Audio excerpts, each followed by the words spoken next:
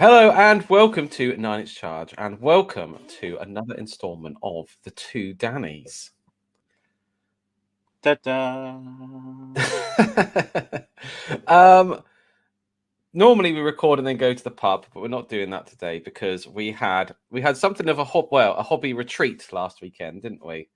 We did indeed, thanks to Mr. Hall. Yeah, thank you to Mr. Hall for hosting us. And we did play lots of games.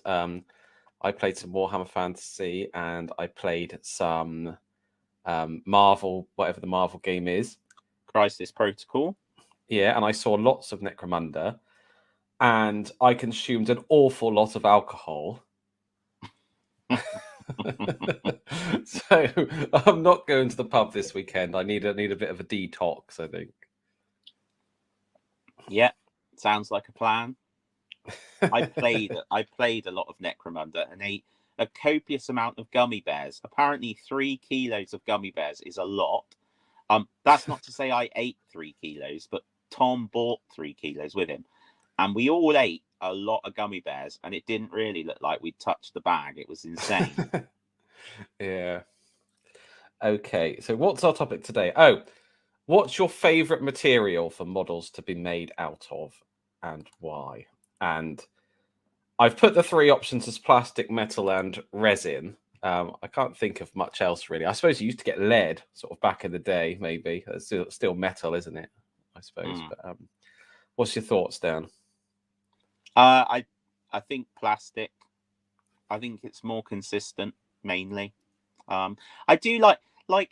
There's a bit of nostalgia and something like, yeah, mostly nostalgia about a unit of metal miniatures. It's particularly if you've played fantasy for quite a long time, and you'll remember the days of a block of 20 metal of whatever it was. Although strangely they always came in 3s, didn't they, in the blister packs? So you got command and then you're free.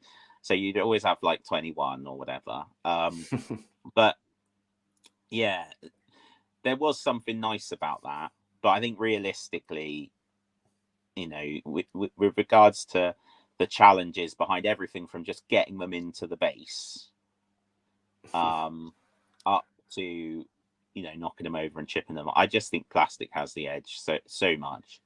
It's the thing about metal models is, do you remember when for the games club we really years and years ago we really hastily bought me and assembled a forest dragon for Warhammer Fantasy Battles?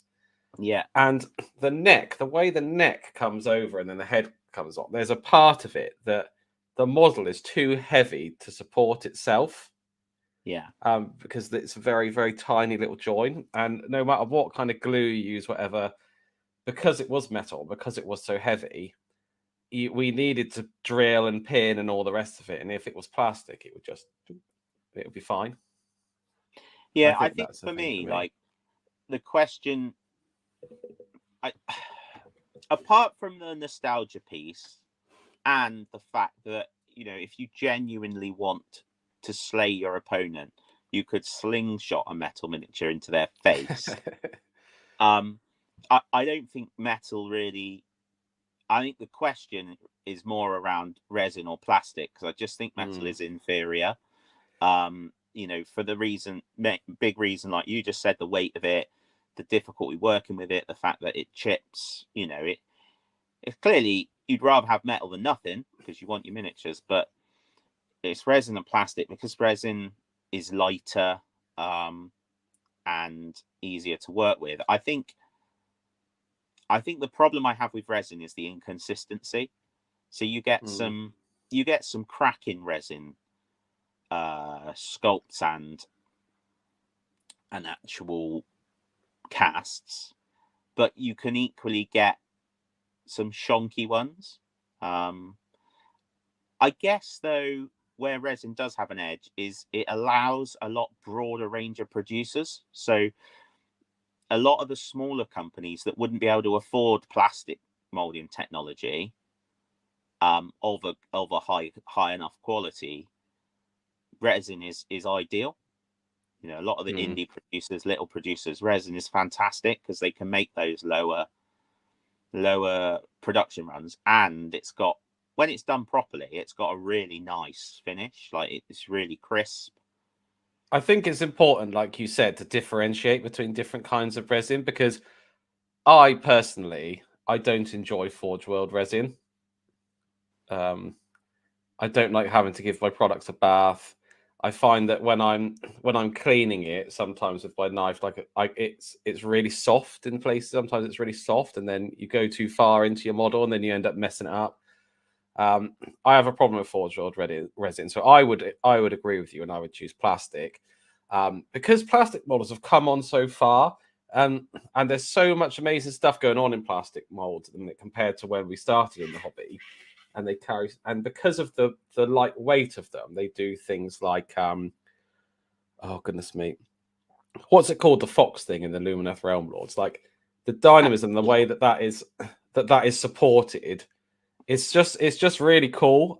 So I like the stuff you can do with that. The only time that I think I would lean towards resin is because of the rise of 3D printing, and what having your own bit of resin at home, what you can do with that. And you could have a lump of plastic at home. I know, we could talk about sprue goo, if you know what that is, and melting down your sprues and trying to cast something out of it. But resin is like, you can have a bottle of it at home, and then you can make a whole army. Yeah, so it's versatile in that respect. And a lot of the 3D printed casts are brilliant. 3D printing begins the kind of discussion around plastic or resin all over again, because obviously you're most familiar, and I am, with resin 3D printing, because I have a resin 3D printer. Ben now has a resin 3D printer. But the other option, the PLA option, is plastic, and that's the sort of the one that tends to get used for bigger pieces, terrain pieces. But I haven't seen any yet, and I know they're out there, that where the finish is not obviously 3D printed, whereas with the resin 3D printers, it's more expensive and it's a little bit more faffy, because you have to get all your supports right, but the finish is lovely. I think, to echo your thoughts on Forge World, I find it really disappointing that the leading miniatures manufacturer in the world and its premium line, which is what Forge World is, are so inconsistent and often poor in their cast quality. And you can argue the toss that they've got, hands down, a fantastic customer service that will replace parts for you all day, but that shouldn't be required. You shouldn't. It's not unknown to cycle through multiple casts to get one that is good. I bought all of the Cawdor stuff, and honestly, Ben will tell you, I was at his house when I built it, and it was just a horrible experience. Horrible. Instructions not right, parts not fitting. Oh, and I've had some big models as well. So I've had I remember building a falchion for Heresy. Now that kit now is £275, and it was an ass. And it had big gaps in it, and it's just, the great thing is they are moving towards plastic for lots of those kits now. You can see that. So I think resin, great for your lower production runs and allowing more indie gamers in and such like. But plastic for me is by far the more enjoyable thing to work with. I think now, yes, some of the older plastic kits maybe not as crisp, but these days the quality of the plastic kits that are produced is just unreal. Think about Lord Croak, the new Lord Croak, compared to the previous one. Yeah. You just couldn't have done that. You just couldn't have done that. I'm not even sure you could do it in resin, because of the type of casts that are in there. That was just mad. Right, well, I've put it to the community, and you're going to be really happy, Dan, because every time we do one of these, it's like 50-50, isn't it? But for the first time ever, we've got a very clear winner. So I asked, what's your favorite material for models, plastic, metal, or resin? And plastic got 92%. Metal was 4 and resin was 5, which I think is what we kind of said, is that metal would be the loser. How can you have 92%, 5%, and 4%?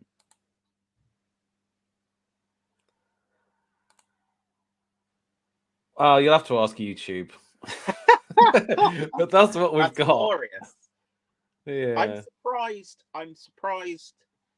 No, I'm not surprised, I guess. I was going to say I'm surprised that resin and metal came out the same.